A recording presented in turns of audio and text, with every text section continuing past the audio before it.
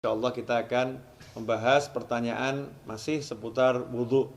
Ini ada pertanyaan dari teman-teman tentang bagaimana hukumnya wudhu di kamar mandi atau wudhu di toilet.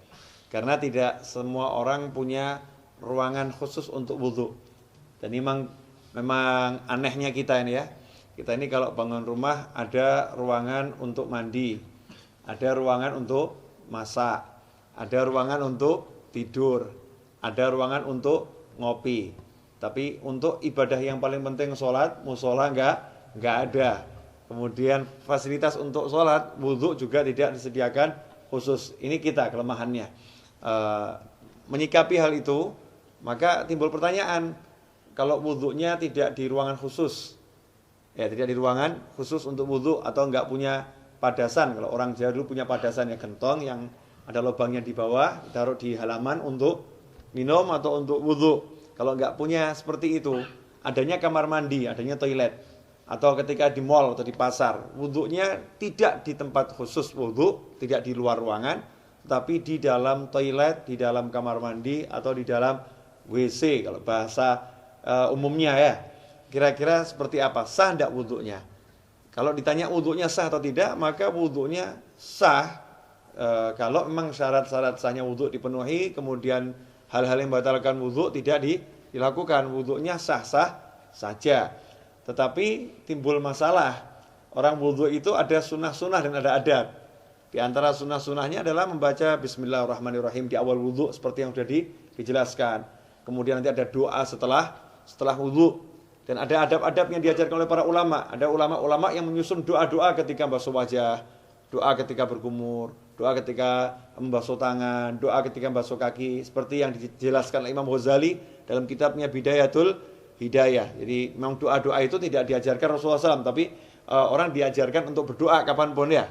Apalagi kalau doa ini dari para ulama. Lantas bagaimana kita mau membaca doa di dalam kamar mandi?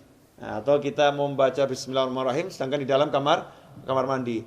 Sementara kita ketahui Nabi kita Muhammad SAW mengajarkan agar kita tidak membaca lafzul jalalah, asma Allah, atau ayat-ayat Al-Quran, atau doa-doa di dalam toilet, di dalam kamar mandi.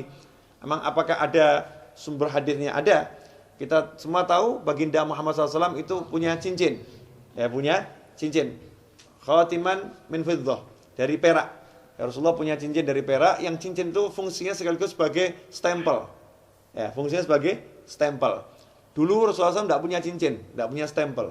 Tapi ketika sahabat mengatakan, nih raja-raja yang pembesar-besar non-muslim itu kalau dapat surat, tidak ada stempelnya tidak mau terima. Ya, mereka tidak akan menerima surat kalau nggak ada stempelnya. Rasul pun mengikuti, kalau begitu buatkan saya stempel. Ya, buatkan saya stempel. Maka dibuatkan stempel, bunyinya Muhammadun Rasulullah. Ya, Muhammadun Rasulullah. Jadi Allahnya paling atas, berupa cincin dari perak. Ketika Rasulullah wafat SAW, setelah wafatnya Rasulullah, cincin itu dipakai oleh Sayyidina Abu Bakar As-Siddiq radhiyallahu anhu. Setelah wafatnya Sayyidina Abu Bakar, dipakai oleh Sayyidina Umar ibn Khattab. Kemudian dipakai oleh Sayyidina Utsman bin Affan radhiyallahu anhu. Nah, ketika dipakai Sayyidina Utsman, cincin itu jatuh ke Bir Aris, ya, sumur Aris. Ya, kemudian tidak ditemukan lagi. Nah, apa dasarnya? Ketika Rasulullah masuk ke khala, ke tempat buang hajat, Rasulullah selalu melepas cincinnya. Jadi ketika masuk ke tempat buang hajat, Rasulullah SAW selalu melepas cincinnya. Karena di cincinnya itu ada tulisan Muhammadun Rasulullah. Kalau membawa tulisan aja tidak dianjurkan, apalagi mengucapkannya. Ya, membawanya aja tidak dianjurkan, apalagi mengucapkannya. Berdasarkan hadis tersebut, yang diriwayatkan oleh Imam Al-Hakim, ya, dalam kitabnya Al-Mustadrak Al-Sahihain. Di situ beliau menyatakan, anna Rasulullah labisa khatiman naksuhu Muhammadur Rasulullah.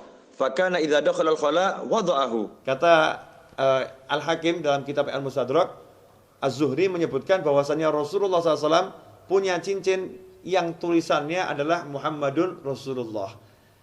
Idza dakhala al-khala wada'ahu. Kalau masuk ke khala, ke toilet, Rasulullah SAW selalu melepaskan cincinnya tersebut. Hadits ini sahih menurut syarat Imam Bukhari dan Muslim, tapi tidak dicantumkan dalam kitab hadis Bukhari maupun Muslim. Maka ditulis oleh Al-Hakim dalam kitabnya Al-Mustadrak yang disusulkan, ya hadis-hadis yang diusulkan. Sebetulnya menurut Bukhari dan Muslim sahih, tetapi belum atau tidak dicantumkan dalam kitab Bukhari maupun kitab Muslim. Nah, hadis ini menunjukkan memang kalau masuk kamar mandi jangan bawa tulisan yang mengandung nama Allah atau nama Rasulullah Shallallahu Alaihi Wasallam. Dari sini ulama kemudian mengambil kesimpulan kalau membawa tulisan nggak boleh, apalagi membacanya. Bukan haram ya, tidak boleh dalam arti tidak beradab atau kurang sopan. Karena itu seyukyanya jangan berwudu di toilet, seyukyanya. Cari tempat wudu yang memang betul-betul untuk wudu. Kalau tidak adanya toilet, barulah silahkan wudu di toilet atau di kamar mandi atau di WC. Tapi kalau wudu di kamar mandi, toilet atau WC, jaga adabnya. Apa adabnya itu? Ya satu, jangan membaca asma Allah. Cukup dibaca di dalam hati. Lantas bagaimana dengan doa setelah wudu? Ya doanya dibaca di luar kamar mandi. Jadi selesai wudu langsung keluar baca doa setelah wudu. Atau bismillahnya dibaca di luar dulu. Bismillahirrahmanirrahim, masuk langsung wudu juga. Nah, dengan begitu maka sunnahnya tidak hilang, tetap bisa melaksanakan sunnah-sunnah yang dianjarkan oleh Nabi Muhammad Sallallahu Alaihi Wasallam. Insyaallah sedikit ini barokah dan jangan kemudian jadi jalan justru. Oh berarti wudu di toilet gak apa-apa. Oke deh, kita wudunya di toilet aja ya. Jangan seperti itu. Usahakan wudu di luar toilet agar bisa melaksanakan banyak sunnah. Kalau memang terpaksa baru berwudu di toilet. Wal afu minkum. Wassalamualaikum warahmatullahi wabarakatuh.